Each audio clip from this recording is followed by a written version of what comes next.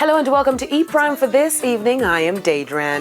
Now, reggae singer Derek Morgan via Instagram responded to rape allegations from his daughter, Queen Ifrica. Ifrica over the weekend took to Instagram Live, where for the first time she named her father and the stepfather as alleged perpetrators. She also alleged that family members persuaded her to keep it a secret. Now, Queen Ifrica encouraged persons to not be a victim of their circumstances and to encourage family members to support victims. In response, her father, ska artist Derek Morgan, blasted his daughter for what he called lies and advised of legal action. In the over 1 hour video, she also delved into her personal and career roadblocks. Ifrica has for years been an advocate for domestic abuse. She has also spoken out about being raped but has never named the abuser. Her song Daddy, which was a direct call-out on incest, was released back in 2009.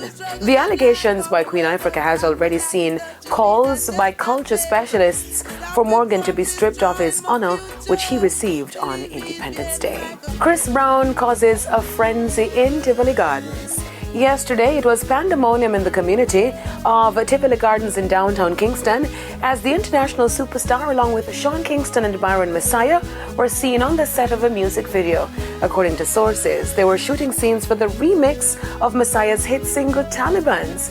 Now, Chris is currently in album mode. However, it's not clear if the remix will make the cut. Chris Brown, who departed the island last night, was here for Bizarre Weekend. Chris Brown and Friends. His concert was held on Sunday, pulling in a massive crowd at the National Stadium. Now, back to school treats have started, and yesterday Ding Dong held his corporate supported treat in his hometown of Nannyville in Kingston. The treat also saw the likes of Lali and Voicemail in the performance segment, which they shared on social media.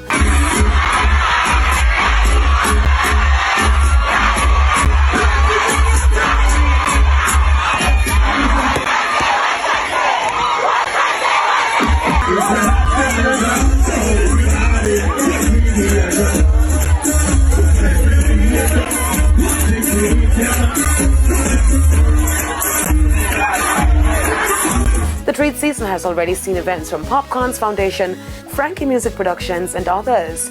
Always good to see our artists and their management giving back. Now, Taylor Swift has set a new record. She is now the first woman to amass over 100 million monthly active listeners on Spotify. Factors contributing to her historic achievement include strong streaming numbers for her latest album, Speak Now, Taylor's version, and the popularity of her 2019 hit, Cruel Summer. Swift ranks second among all artists, trailing only behind The Weeknd, who has nearly 110 million monthly Spotify listeners. Back in 2012, Taylor pulled all her music from the streaming platform, citing the small per-stream royalty as a factor. With her new milestone, the 1 cent per stream model would likely rake in millions for the US pop star. That's it for E Prime this evening. I am Daedran. Thank you for watching.